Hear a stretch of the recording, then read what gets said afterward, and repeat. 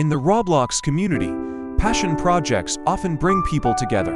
Developers, artists, and scripters, all working to build something unique, but sometimes, that passion is stolen. This is the story of how a team called Funsaken stole my work, lied about it, and disrespected everyone who tried to speak up. This is the Funsaken controversy.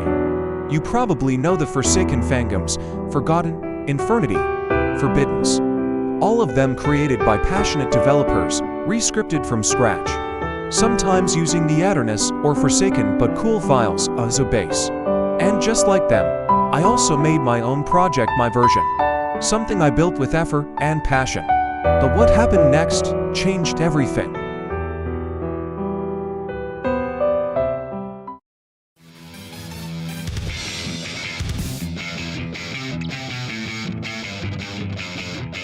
I created a Roblox fangami called Hidden, inspired by Forsaken. It was small, around 60 active players, but it was something I built with love and effort. I didn't have a big team.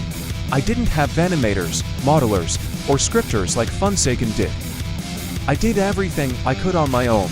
I even made a killer inspired by Forsaken's concept, Mr. Doombringer, but with completely new animations, attacks, and mechanics.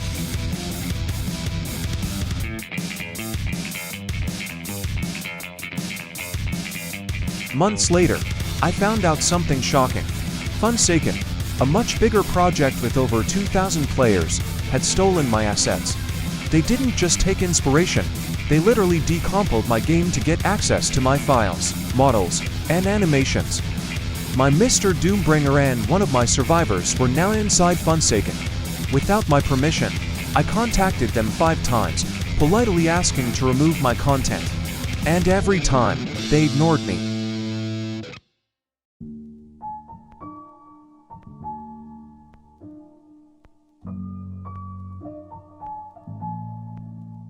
When the community started to notice the similarities, Pedrin, the leader of Funsaken, began to lie. He claimed that he never stole anything, that it was all just a developer mistake, but the truth is, he was the one who stole everything himself.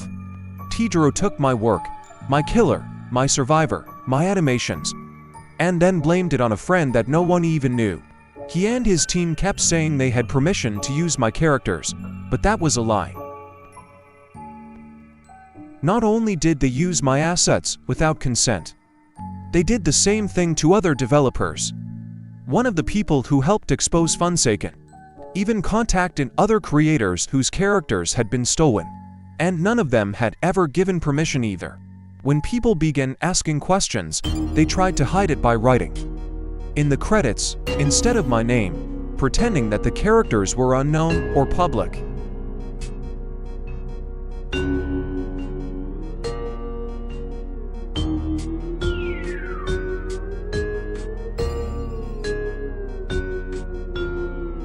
Imagine this: you're a small developer, working alone on your dream project.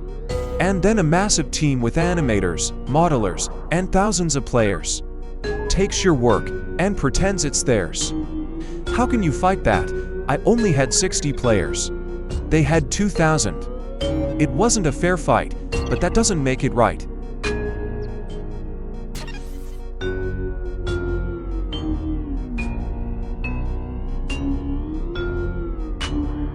Things didn't stop there. Inside the Funsaken Discord server, Pedrin constantly insulted his developers. You can see him using offensive language against his own team, calling people names, using homophobic slurs, and creating a toxic environment. And when someone disagreed or asked for their payment, they were muted or banned. It was like a dictatorship. No one could question him.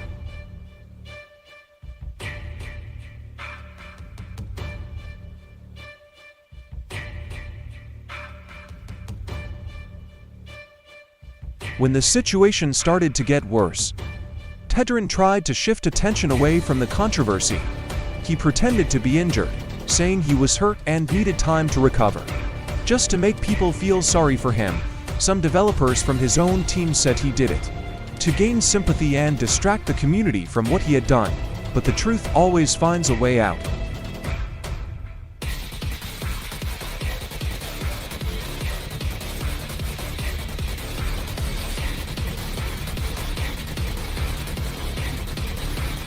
And then came the most serious accusation. Pedrin allegedly doxed another user, sending private photos of someone, and making offensive comments about them in the server. That kind of behavior is completely unacceptable. No one should ever share someone's personal data or pictures without consent.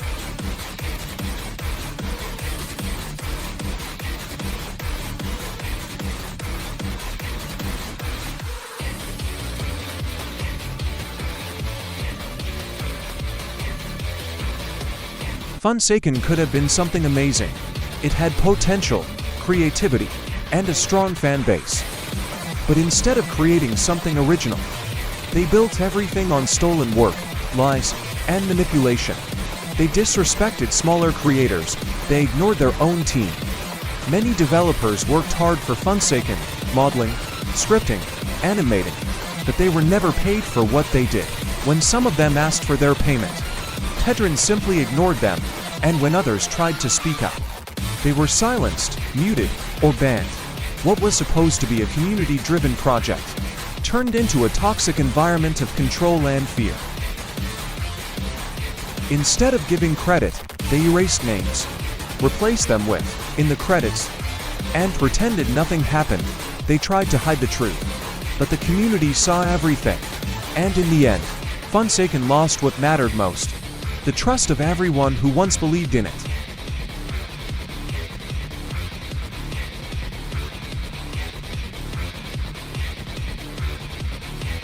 I didn't want fame. I didn't want drama. I just wanted recognition for my work and respect for my effort. I never wanted to join Funsaken. I only felt obligated to stay silent, because I thought it was the only way to protect my project. But not anymore. The truth deserves to be told.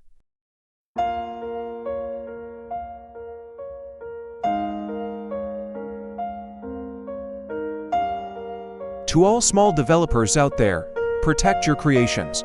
Keep your files safe, and never let bigger projects take advantage of you. Because no matter how small your game is, your work has value. This is not just about me. It's about every creator who's been ignored, stolen from, or silenced. I'm Luis, creator of Hidden... and this is the truth about Funsaken.